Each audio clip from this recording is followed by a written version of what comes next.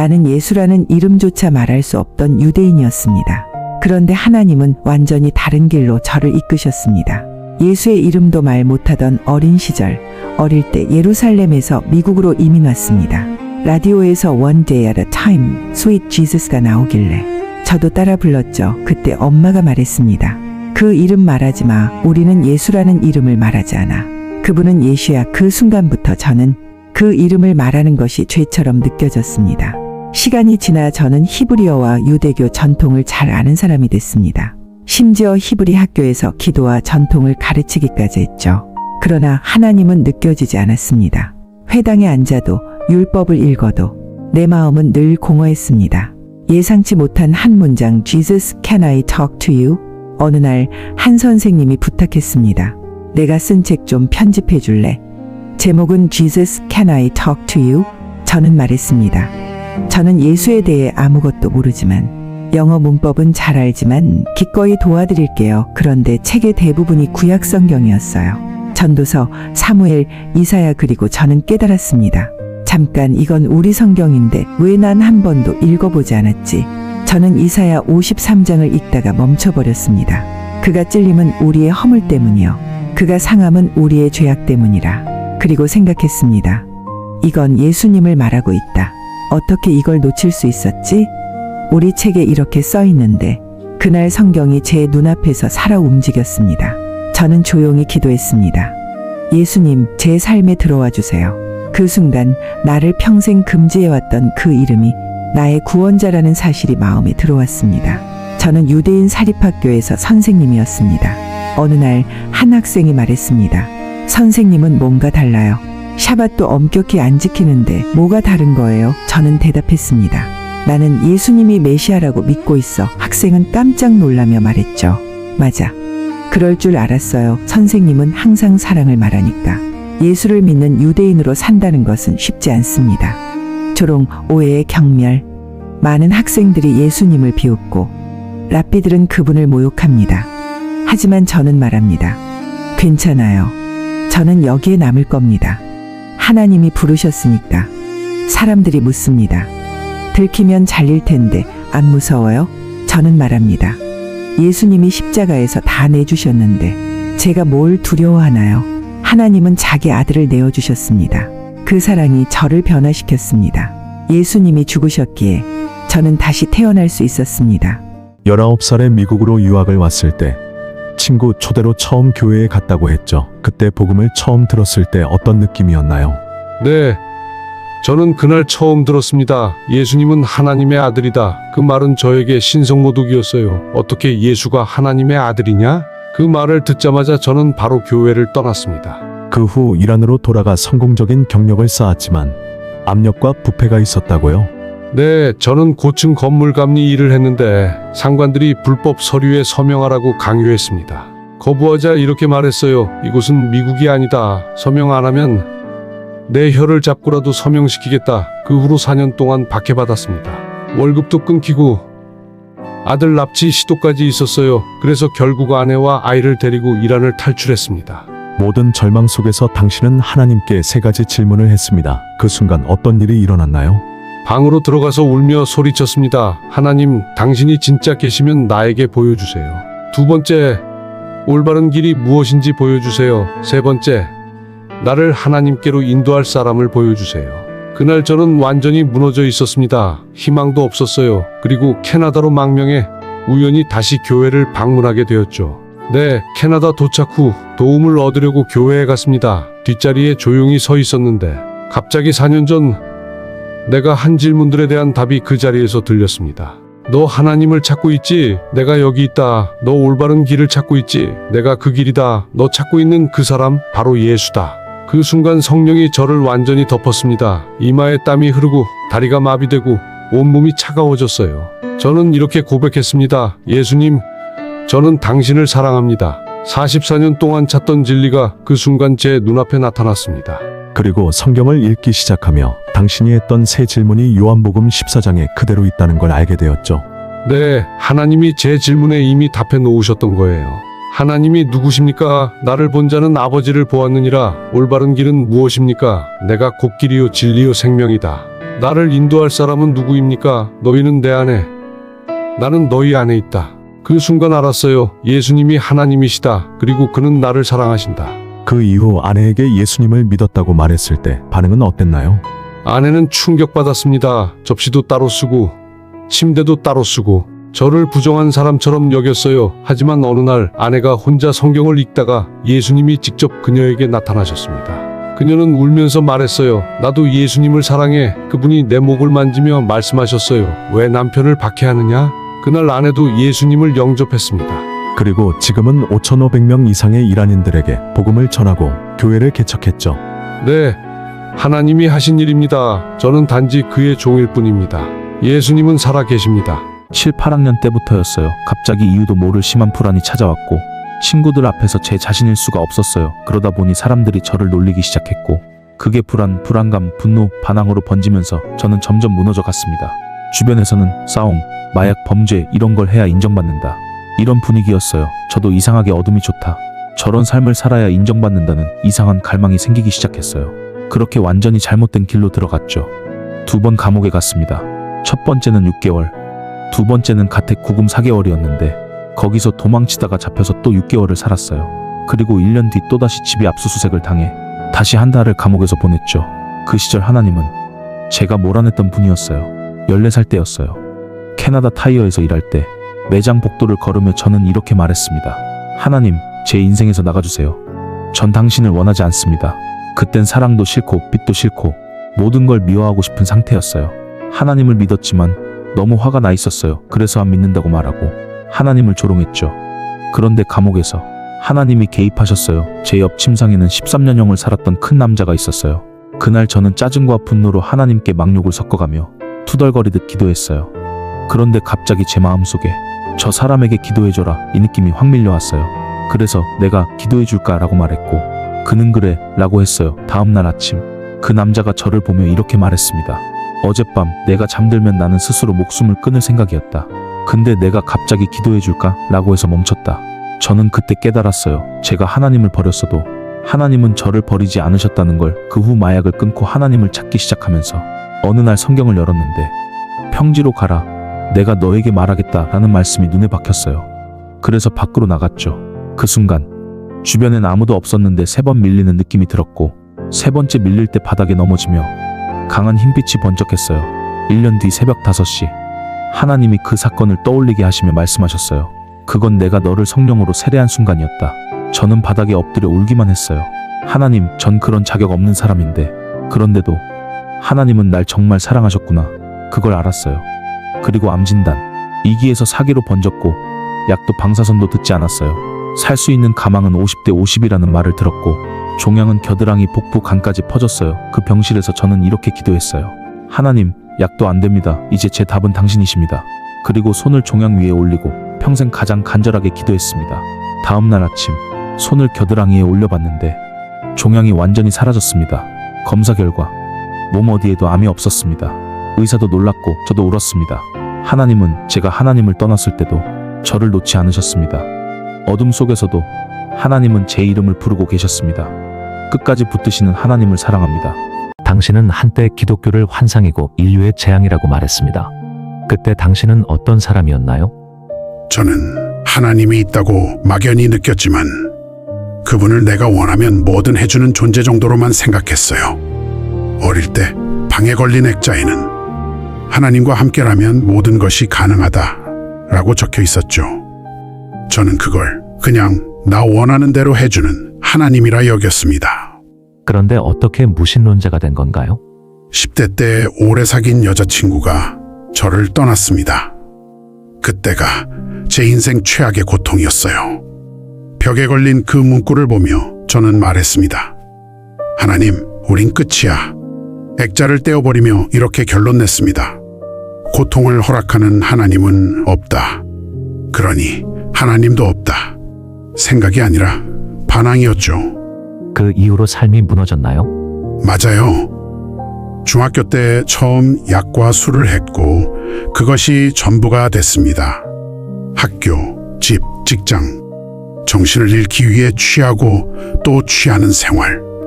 고통을 잠시 잊기 위한 자가치료였지만 기쁨도 평안도 없었습니다. 절망만 쌓였죠. 그러다 예수님을 만나기 직전 어떤 일이 있었나요? 바에서 한 여자를 만났고 그녀는 목사님의 딸이었습니다.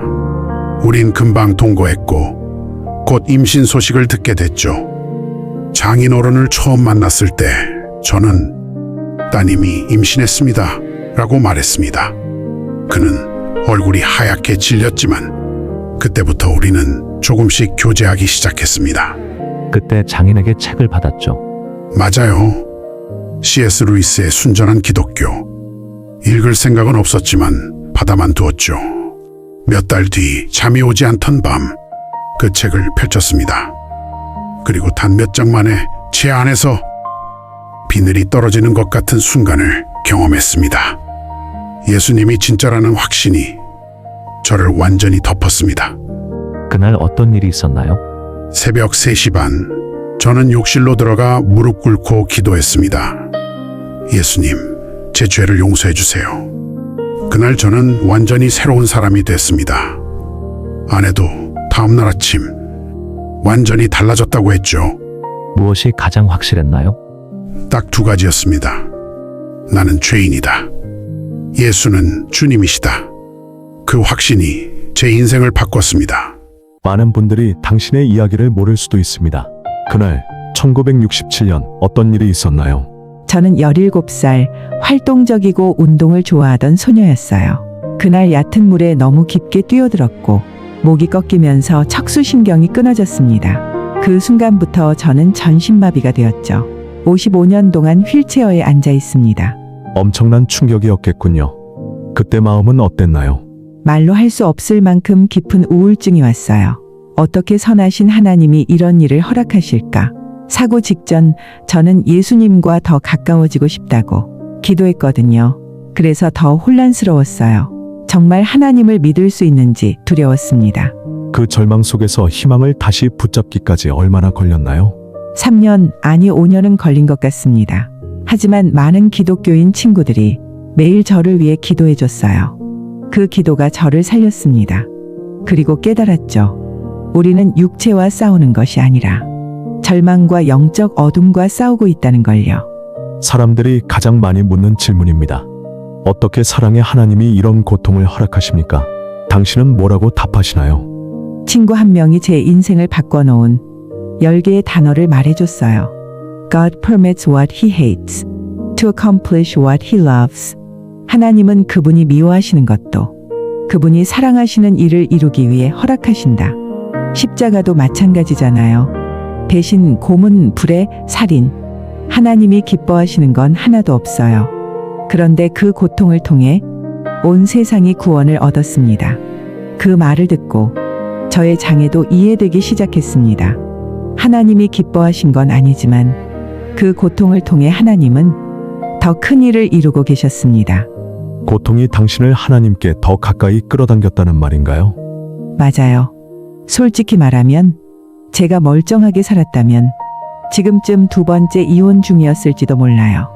세상의 즐거움만 줬고 하나님과는 거리가 멀었을 거예요. 그런데 이 고통이 저를 십자가로 밀어넣었습니다. 그곳에서 저는 예수님을 만났어요. 당신은 암도 2번이나 싸우셨잖아요. 네, 지금도 싸우고 있어요. 만성 통증도 매일 있습니다. 하지만 고통 속에서 예수님을 발견하는 순간, 그게 바로 천국의 조각이에요. 마지막으로 지금 절망 속에 있는 분들에게 한마디 해주신다면? 하나님의 약속을 꼭 붙잡으세요. 성경은 말합니다. 우리는 사방으로 우겨싸움을 당해도 결코 무너지지 않는다. 예수님은 절대로 당신을 버리지 않습니다. 당신의 고통 한가운데서 그분은 반드시 함께 하십니다. 저는 어린 시절부터 마음 깊은 곳에 지울 수 없는 상처를 안고 살았습니다. 부모님은 아주 일찍 이혼하셨고 저는 친척 집과 친구 집을 전전하며 자랐습니다. 항상 집이라고 부를 수 있는 곳이 없었죠. 그러던 8살 때 제 인생을 뿌리째 흔드는 2번의 성적 학대를 겪었습니다. 처음은 저를 돌보던 여성 보모였고 그해 여름엔 한 남성에게 더 폭력적이고 두려운 일을 당했습니다. 그 순간 제 안에서 무언가가 완전히 멈춰버렸습니다. 감정도, 정신도, 영혼도 자라지 못한 채 그대로 얼어붙은 사람처럼 살았습니다. 사람을 믿을 수 없었고 내가 누군가에게 마음을 열면 또다시 무너질 것 같아 늘 벽을 쌓고 항상 경계하며 살았습니다. 언제 또 비극이 닥칠까 늘 두려움 속에서 하루하루를 버텼죠. 그 상처는 성인이 된 후에도 저를 따라다녔습니다. 결혼하고서도 저는 아내에게 솔직하지 못했습니다. 제가 겪은 일도, 제가 저지른 실수도, 제가 얼마나 무너진 사람인지도 숨겼습니다. 이걸 말하면 그녀가 떠나버릴 거다. 그 두려움 때문에 저는 정직할 수 없었습니다. 그렇게 제 마음은 점점 더 병들어 갔습니다. 그러던 어느 날 2008년 저는 모든 것을 끝내기로 마음먹었습니다. 차 안에서 호스를 연결해 스스로 생을 마감하려 했습니다. 마지막이라는 마음으로 눈을 감고 키를 돌리려는 그 순간 하나님이 말씀하셨습니다. 하지 마라. 나는 너를 위해 다른 계획이 있다. 그 음성은 너무 선명했고 너무 강렬했습니다. 그 순간 저는 울음을 터뜨렸고 그 다음 날 바로 상담을 받으러 갔습니다. 그날이 제 인생이 완전히 달라진 날이었습니다. 저는 숨기지 않기로 했습니다. 아내에게 모든 것을 솔직하게 털어놓았을 때 그녀는 제 눈을 바라보며 말했습니다. 나는 떠나지 않을 거예요. 나는 당신을 사랑해요. 그 말은 제 영혼을 뒤흔드는 은혜였습니다. 그 말 한마디가 저를 다시 사람으로 살게 했습니다. 그날부터 치유가 시작되었습니다. 상담을 통해 저는 현재를 살아가는 법, 진짜로 마음을 여는 법을 배웠고 야구 선수로서도 완전히 달라졌습니다. 마음이 자유로워지자 경기 하나하나를 진심으로 느끼게 되었고 제 투구도 집중력도 열정도 다시 살아났습니다. 그리고 어느 날 저는 미주리강에서 거의 죽을 뻔한 일을 겪었습니다. 강물에 휩쓸려 가라앉으면서 하나님, 제 가족을 지켜주세요. 그렇게 마지막 기도를 드렸습니다. 그때 기적처럼 발이 강바닥에 닿았습니다. 저는 마지막 남은 힘으로 물 위로 솟구쳤고 간신히 살아났습니다. 그 일은 저에게 분명한 메시지였습니다. 모든 것을 내려놓고 나에게 맡겨라. 그 이후 저는 제 커리어도 성공도 실패도 미래도 붙잡으려고 하지 않았습니다. 하나님께 맡겼습니다. 그리고 하나님은 제가 상상도 못한 방식으로 제 삶을 회복시키셨습니다. 결혼도 마음도 신앙도 그리고 제 존재 자체도 다시 세우셨습니다. 저는 압니다. 제가 살아있는 이유는 오직 하나님 때문입니다. 그분은 절망의 끝에서 새로운 삶을 시작하게 하시는 분입니다. 어머니는 영국인 기독교인이셨고 아버지는 파키스탄 출신 무슬림이셨습니다. 결혼 후 아버지는 어머니에게 이슬람으로 개종을 강요했습니다. 그러자 어머니는 조용히 하나님께 이렇게 기도하셨습니다. 하나님, 제 아들 중 한 명을 그리스도인으로 삼아 주십시오. 저는 그 기도의 결과라고 믿습니다. 어릴 때 아버지는 저를 부활절이나 성탄절이 되면 학교에서 꼭 빼냈습니다. 예수님 이야기, 성경 이야기를 듣지 못하게 하려고요. 그런데 이상하게도 중학교 때 금속공예 시간에 십자가를 만들고 은색으로 칠해 손수건에 넣어 다녔습니다. 왜 만들었느냐고요? 지금도 이유를 설명할 수 없습니다. 학교에서 작은 기도원 신약 성경을 받았을 때도 읽지도 않으면서 앞표지에 십자가를 새기고 방에 두었습니다. 몇 년 뒤 캐나다로 이민을 준비하며 아버지가 제 짐을 확인하던 중 그 작은 성경을 발견했습니다. 아버지는 심하게 화를 냈습니다. 저는 그때 처음 왜 성경 앞에서 이렇게 두려워하지 하고 생각하게 되었고 그 두려움이 오히려 제 마음속에서 기독교에 대한 궁금증의 불씨가 되었습니다. 15살이 되어 캐나다에 온 뒤 저는 처음으로 진지하게 하나님을 찾게 됩니다. 영국에서 문제를 일으켰을 때 절박한 마음으로 하나님께 도와달라고 기도했고 기적처럼 문제가 해결되었기 때문입니다. 그때부터 저는 학교에서 만난 기독교인들에게 조금씩 마음이 열렸습니다. 그들은 말했습니다. 예수님을 통해 하나님과 인격적인 관계를 맺을 수 있다. 그러나 저는 무슬림이었기에 받아들일 수 없었습니다. 알라는 멀리 계시고 관계라는 건 있을 수 없다고 배웠으니까요. 그렇게 시간을 보내던 중 농장 실습 프로그램을 신청하게 되었고 그곳에서 한 아주 열정적인 16살 기독교 소녀를 만났습니다. 그녀는 계속 복음을 전했고 저는 계속 거절했습니다. 그러자 그녀가 말했습니다. 그럼 내가 기도로 증명해 줄게. 당신이 거듭난 크리스천 가정으로 배정되도록 기도할게. 저는 화가 나서 말했습니다. 알라는 그런 기도 절대 안 들어. 우리가 하나님에게 명령할 수 없어. 하지만 그녀는 확신에 찬 얼굴로 말했죠. 하나님은 분명히 들으실 거예요. 며칠 뒤 농장으로 배정되어 문을 열고 들어가는 순간 거기에는 커다란 예수님 그림이 걸려 있었습니다. 저는 심장이 뛰기 시작했습니다. 혹시 당신 크리스천인가요? 네, 저는 거듭난 신자입니다. 가족은요? 아내도 딸들도 모두 거듭난 크리스천이에요. 저는 그 자리에서 충격으로 말을 잃었습니다. 그 소녀의 기도가 그대로 이루어진 것입니다. 그 농장 주인 제럴드라는 분은 정말 예수님을 닮은 사람이었습니다. 무슬림 가정에서는 한 번도 본 적 없는 사랑이었습니다. 그리고 말과 행동이 완전히 일치하는 사람이었습니다. 저는 그분의 사랑과 성품을 보며 마음이 열렸습니다. 그분을 통해 처음 깨달았습니다. 아, 예수님의 사랑은 이런 것이구나. 그리고 결국 저는 예수님을 영접했습니다. 어머니가 오래전에 흘렸던 그 기도, 그 작은 성경책, 그 소녀의 기도, 그리고 한 크리스천 가정의 사랑이 저를 예수님께로 이끈 것입니다. 제 이름은 루크한입니다. 저는 정말 좋은 가정에서 자랐어요. 부모님은 서로 다투는 것도 거의 보이지 않았고 저를 사랑으로 길러주셨습니다. 어릴 때부터 복음을 들었지만 마음으로 받아들이지는 못했습니다. 성경 말씀도 알고 있었지만 제 삶에는 전혀 변화가 없었습니다. 그러던 13살 무렵 제 누나와 가장 친한 친구가 며칠 사이에 모두 구원받았다고 고백했습니다. 그 순간 저는 처음으로 나만 지옥에 가는 것 아닐까라는 두려움에 화장실에서 펑펑 울었습니다.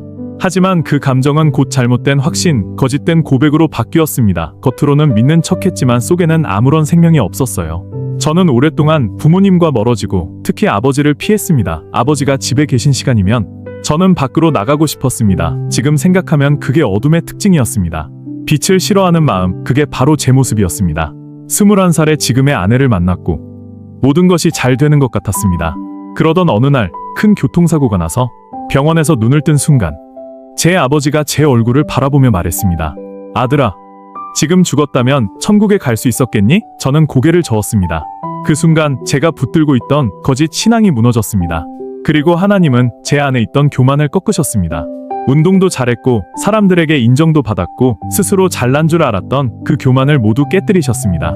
사고 이후에도 저는 다시 죄로 돌아갔고 결혼을 앞두고 신앙 문제로 아내와 끊임없이 다투었습니다.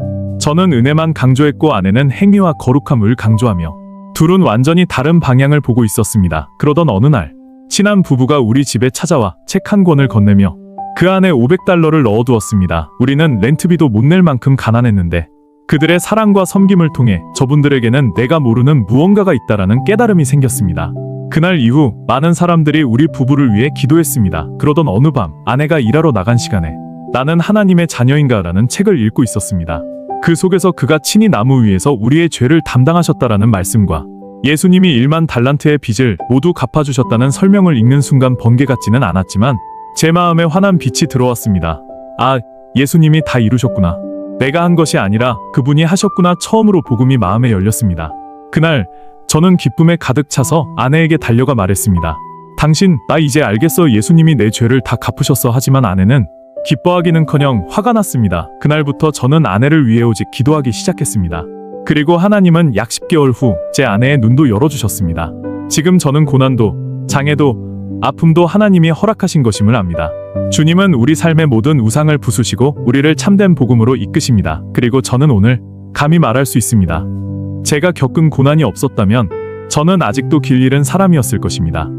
예수님 안에서 얻는 영원한 소망, 그 소망 하나면 충분합니다. 클레이튼 커쇼가 예수님을 생각할 때 가장 먼저 떠오르는 단어는 소망입니다. 그리고 그는 이렇게 말합니다. 예수님은 제 희망입니다. 이 세상이 아무리 흔들려도 예수님이 저를 붙잡아 주십니다. 예수님은 우리의 영원한 소망입니다. 경기가 끝난 다저 스타디움. 야구장이 아닌 하나의 예배 공간 같은 분위기 속에서 선수들과 팬들이 함께 모였습니다. 4년 만에 돌아온 Faith and Family Night입니다. 코로나 이후 이 행사가 사라졌었어요. 그런데 올해 팀 안에 많은 일이 있었고 우리가 무엇을 믿는지 분명히 보여주고 싶었습니다. 우린 예수님을 믿습니다. 그리고 오늘 그분을 당당히 말할 수 있어서 감사해요. 이번 행사에는 커쇼뿐 아니라 LA 다저스 감독 데이브 로버츠도 함께했습니다. 우린 목사가 아니에요. 말을 잘하는 사람도 아니죠.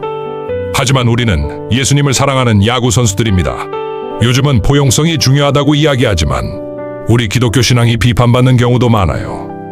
그래서 오늘은 우리의 목소리도 들려야 하는 날입니다. 한 선수는 사랑에 대해 이렇게 고백합니다. 우리가 서로 의견이 다를 때, 반대에 부딪힐 때, 그럴 때일수록 예수님처럼 사랑해야 합니다. 그게 우리가 받은 부르심입니다. 저는 어린 시절부터 모든 사람을 사랑과 존중으로 대하라고 배웠어요. 동의하지 않아도, 다르게 살아도 우린 사랑할 수 있습니다. 그게 예수님이 가르치신 길입니다. 예수님을 따른다는 것이 누군가를 정죄하는 것이 아니라 모두에게 열려있는 초대임을 선수들은 직접 말합니다. 사람들은 기독교를 오해하기도 해요. 마치 특별한 사람들만의 그룹처럼 보이기도 하죠. 하지만 그렇지 않습니다. 예수님을 따르는 길의 핵심은 사랑입니다. 홈런을 치고 더가웃으로 들어갈 때 늘 예수님께 감사한다는 선수도 있습니다. 오늘 여기 모인 분들은 단순한 팬이 아닙니다. 예수님 안에서 한 가족이에요. 우린 모두 같은 목적을 가지고 있습니다. 그건 바로 예수님을 영화롭게 하는 것입니다. 요즘 기독교에 대한 오해와 공격도 많지만 커쇼는 이렇게 말합니다. 기독교가 정치나 문화 문제에 휘말려 보여요. 하지만 예수님은 그런 게 아닙니다. 예수님은 예수님이세요. 그분을 따르는 것은 변하지 않습니다. 마지막으로 팬들이 어떻게 기도해주면 좋겠냐는 질문에 커쇼는 이렇게 대답합니다. 저에게 필요한 건 평안, 고요함, 분별력, 그리고 내가 누구인지 잊지 않도록 하는 것입니다. 제가 하는 일은 다저스 선수지만 제 정체성은 예수님 안에 있습니다. 예수님이 없다면 저는 버티지 못했을 거예요. 다저 스타디움 한복판에서 울려 퍼진 고백. 예수님은 우리의 영원한 소망입니다. 오늘 그 소망이 또 한 번 세상을 향해 선포됩니다. 오늘은 한 과학자의 신앙간증 고백입니다. 3대째 무신론자였던 남자가 어떻게 예수님을 만나게 되었는지 그 놀라운 여정입니다. 저는 태어날 때부터 철저한 무신론자였습니다. 부모님은 공산당 출신이며 집은 과학과 이념만이 진리였죠. 그래서 신은 없다는 전제를 숨쉬듯 믿고 자랐습니다. 대학에서 화학물리 양자역학을 배우며 과학만이 진리라고 생각했죠. 하지만 생명과학, 특히 단백질이 만들어지는 과정을 본 순간 온몸에 전율이 왔습니다. 이 복잡함이 우연이라고? 진화 하나로 설명된다고? 그때부터 제 안에서 과학은 무신론이라는 공식이 흔들리기 시작했습니다. 친구 따라 처음으로 교회에 갔을 때 정죄와 비난이 쏟아질 줄 알았어요. 그런데 목사님이 한 말은 단 한 줄이었습니다. 서로 사랑하십시오. 그날 저는 충격을 받았습니다. 내가 기독교를 너무 오해하고 살았구나. 처음으로 성경을 읽기 시작했습니다. 마태복음, 사도행전 읽을수록 이상했어요. 꿈에는 이야기가 아니라 역사 기록처럼 느껴졌습니다. 어느 밤 아주 선명한 꿈을 꿨습니다. 절벽에 매달려 죽기 직전이었죠. 그때 누군가 말했습니다. 놓아라. 저는 소리쳤어요. 떨어져 죽어요. 그 목소리는 다시 말했습니다. 괜찮다. 그냥 놓아라. 제가 손을 놓는 순간 세상이 90도 돌아가며 저는 땅에 서 있었습니다. 나중에 깨달았습니다. 그분은 주님이셨고 제가 평생 움켜쥔 무신론이라는 벽을 놓으라는 부르심이었습니다. 또 다른 꿈에서 저는 높은 벽에 둘러싸인 정원에 들어가려고 애쓰고 있었습니다. 그때 한 남성이 말했습니다. 왜 기어오르려 하느냐? 문이 있지 않느냐? 그가 가리킨 곳엔 조용히 열린 문이 있었습니다. 훗날 성경에서 읽었죠. 두드리면 너희에게 열릴 것이다. 과학은 하나님을 부정하지 않습니다. 오히려 과학이 보여주는 질서, 목적, 기원, 생명의 구조는 하나님을 더 선명하게 드러냅니다. 생명의 시작도, 의식도, 도덕도 우연으로 설명할 수 없습니다. 그래서 저는 무신론자가 아니라 하나님을 믿는 과학자가 되었습니다. 진짜 과학은 신앙의 적이 아닙니다. 오히려 하나님이 만드신 세계를 더 깊이 들여다보는 도구입니다. 이것이 무신론 과학자가 예수님께 돌아온 이유입니다. 조나단, 당신과 아내 카니카는 4번의 유산을 겪었죠. 그리고 당신은 젊은 시절 촉망받던 운동선수였지만 NFL 커리어도 무너졌습니다. 그렇게 어둡고 깊은 시기를 지나오며 무엇이 당신을 버티게 했나요? 가장 힘들 때 제 어머니가 제게 해주신 말이 있습니다. 내가 겪는 가장 큰 고통에서 하나님은 가장 큰 사명을 만들어내신다. 그러니 고통 속에서 포기하면 사명도 잃게 된다. 그 말이 제 인생을 붙잡아줬습니다. 성경에서도 요셉은 궁전에 가기 전에 먼저 구덩이를 지나갔습니다. 시험은 반드시 간증에 앞서오죠. 우리는 승리를 바라보고 싸우는 게 아니라 이미 주어진 승리에서 출발해 걸어가는 사람들입니다. 그래서 저는 버티었습니다.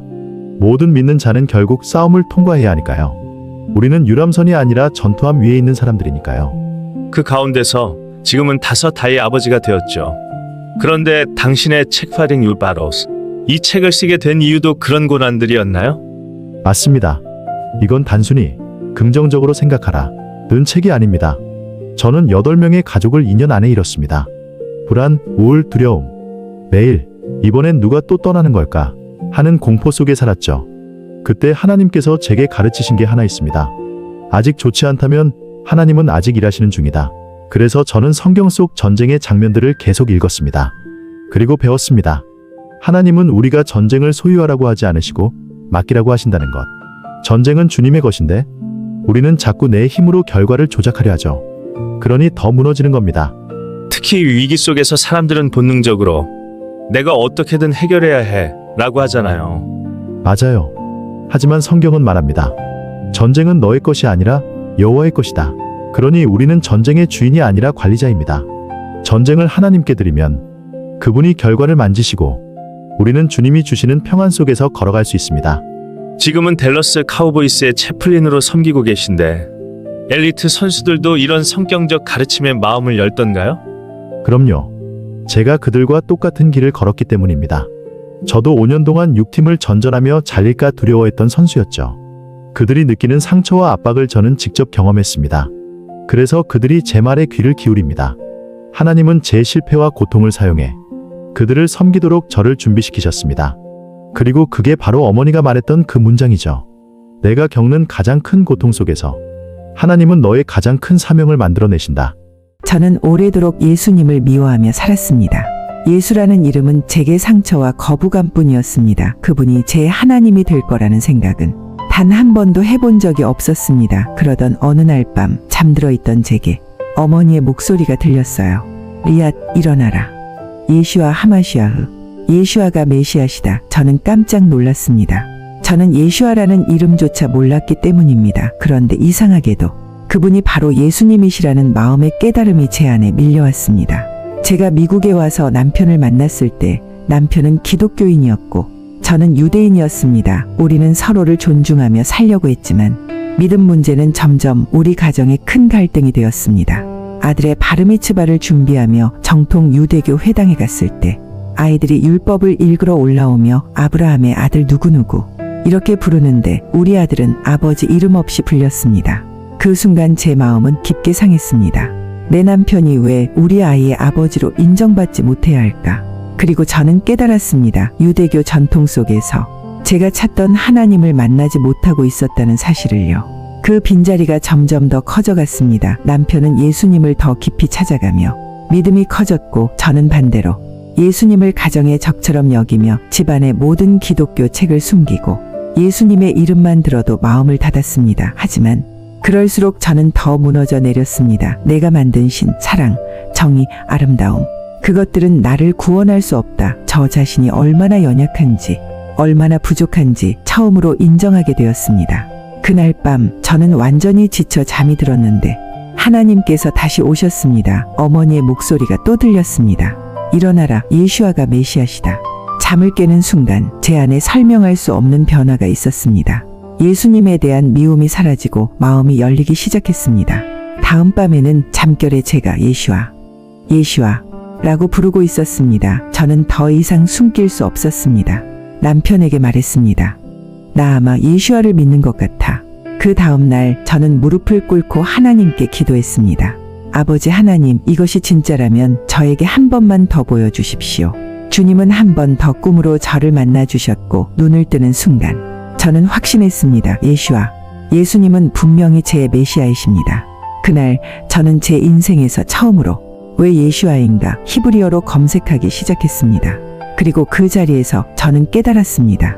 예수님을 믿는 것이 가장 유대적인 일이라는 것을.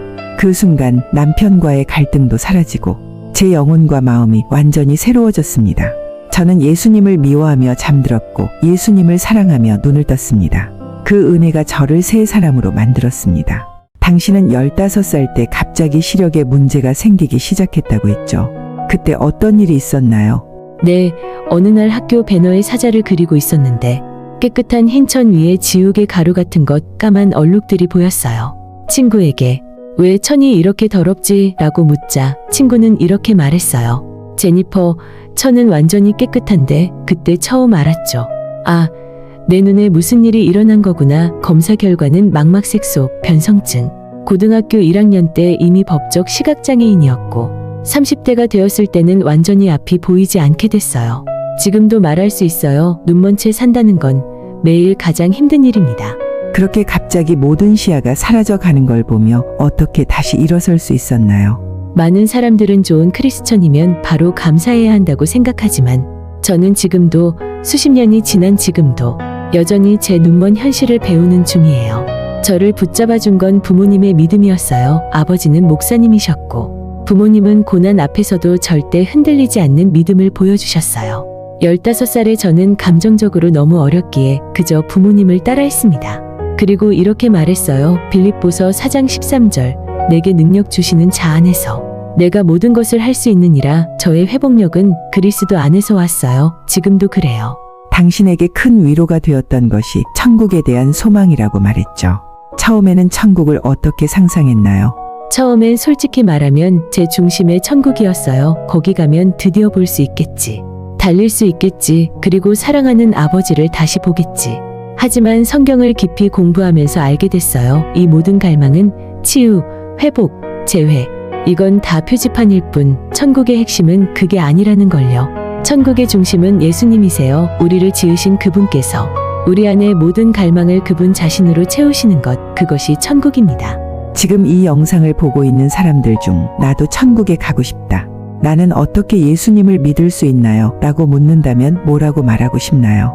저는 예수님의 말씀을 그대로 전하고 싶어요. 요한복음 14장에 이렇게 말했죠. 너희는 마음에 근심하지 말라. 하나님을 믿으니 또 나를 믿으라.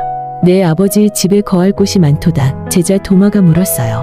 주님, 그 길을 어떻게 알 수 있습니까? 예수님은 이렇게 답하십니다. 내가 곧 길이요 진리요 생명이다. 나로 말미암지 않고는 아버지께로 올 자가 없다. 천국에 가는 방법은 복잡하지 않아요. 예수님을 믿는 것입니다.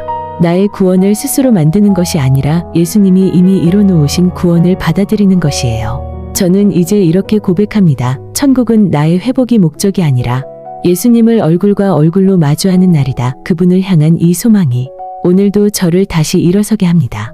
당시에는 기독교인과 어떤 연결이 있었나요? 전혀 없었습니다. 저는 단지 예수는 선지자라고만 배웠습니다. 그런데 어떻게 교회에 가게 된 거죠? 말레이시아에 3개월 머물렀고 저를 돌봐주던 한 여성이 교회에 한번 같이 가자고 했습니다. 거절하기 어려워서 그냥 따라갔습니다. 완전히 우연히 간 거죠. 그 교회에서 무슨 일이 있었나요? 캐나다에서 온 중년 부부가 저를 위해 기도해줬습니다. 그리고 이렇게 말했습니다. 당신은 아랍 국가로 가게 될 것입니다. 그리고 그곳에서 하나님을 만나게 될 것입니다. 그때는 그냥 무시했습니다. 그 후에 실제로 아랍 국가로 가셨나요? 네, 두바이로 가게 되었고 말레이시아에서 받았던 영어 성경과 설교 테이프를 가져갔습니다. 영어를 배우려고 읽고 들었을 뿐입니다. 영적 이유는 전혀 아니었습니다. 그런데 신앙에 영향을 준 사람이 있었다고요? 네, 두바이에서 무슬림이었다가 기독교인이 된 남자 마크를 만났습니다. 그걸 알고 너무 화가 났습니다. 그래서 이슬람을 더 깊게 공부하고 그를 다시 이슬람으로 데려오려고 했습니다. 그 과정에서 어떤 변화가 생겼나요? 마크와 그의 아내 집에 가면 말로 표현할 수 없는 사랑의 분위기가 있었어요. 입이 닫혀버렸습니다. 그리고 마크는 저를 위해 계속 기도했습니다. 그때 성경도 읽기 시작했다고요? 네, 영어 공부하려고 성경을 읽었는데 읽을수록 마음이 흔들렸습니다. 또 예수 영화를 반복해서 보았고 볼 때마다 눈물이 났습니다. 이슬람과 기독교 사이에서 갈등이 컸겠군요. 맞습니다.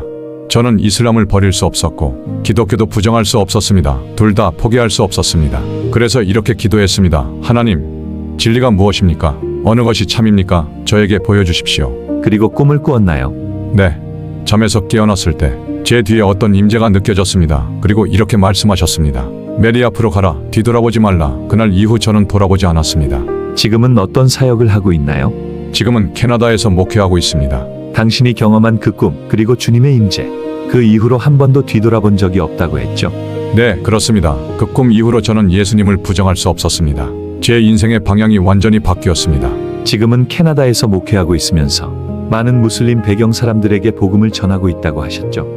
맞습니다. 제가 겪은 그 사랑, 그 진리, 그 인도하심을 저와 같은 배경을 가진 사람들에게 전하고 있습니다. 그들이 느끼는 두려움, 가족의 반대, 사회적 손해, 저도 모두 겪었기 때문에 그들의 마음을 너무 잘 압니다.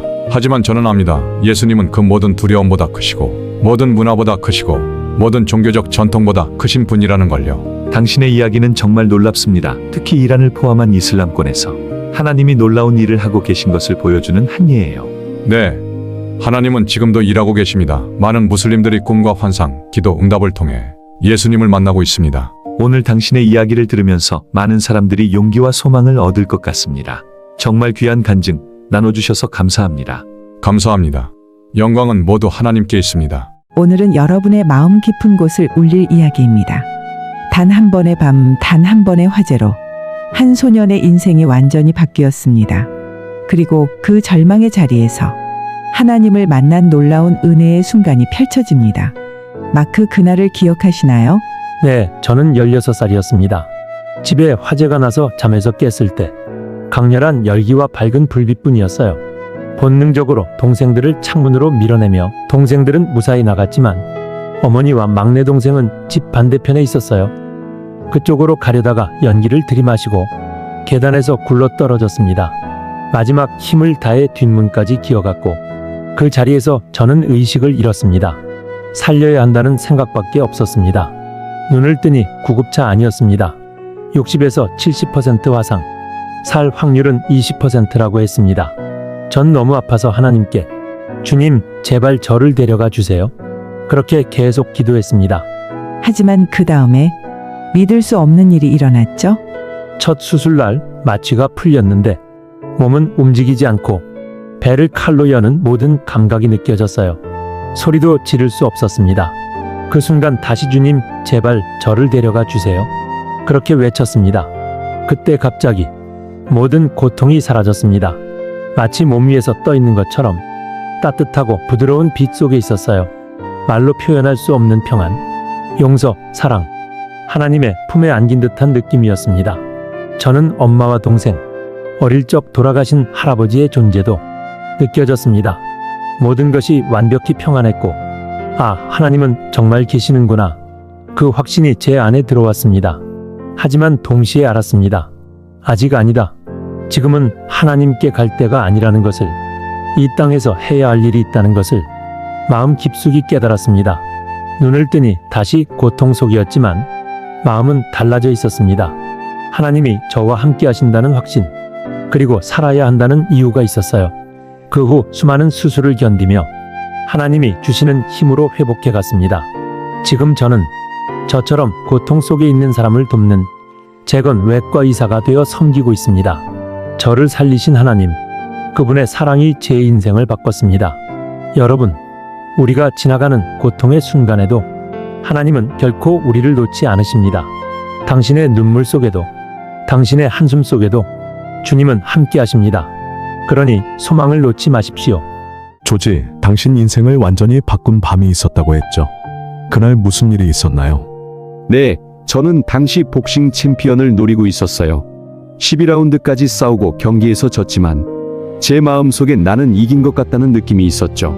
그래서 탈의실로 돌아가서 혼자 걸으며 마음을 진정시키고 있는데 갑자기 한 생각이 계속 반복됐습니다. 넌 죽을 거야. 넌 지금 죽는다. 집도 많고 돈도 많고 TV 프로그램도 있었지만 그 순간 나는 더러운 탈의실에서 정말 죽음을 느꼈습니다. 그때 하나님의 음성을 들었다고요? 맞아요. 마음속에서 이런 음성이 들렸습니다. 넌 하나님을 믿는다면서 왜 죽음을 두려워하느냐? 저는 종교를 믿지 않았어요. 돈도 줄 수 있다고 말했죠. 하나님, 제가 돈도 벌고 기부도 할 수 있어요. 그러자 음성이 말했습니다. 나는 내 돈이 아니라 너를 원한다. 그 말에 눈물이 나더군요. 누군가 내 돈을 거절한 건 처음이었으니까요. 그 다음 무슨 일이 일어났나요? 말을 마치기도 전에 갑자기 저는 완전한 어둠, 아무것도 없는 공허 속에 있었습니다. 머리 위도 발 아래도 아무것도 없었어요.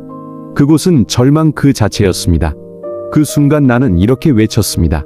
죽음이어도 좋다. 난 그래도 하나님이 계신 걸 믿는다. 그 말을 하는 순간 저는 다시 탈의실로 끌려 돌아왔습니다. 숨이 돌아오고 피가 흐르는 걸 느꼈어요. 그러자 제 이마와 손에서 경기에서 나지 않은 피가 흐르고 있는 것을 보았습니다.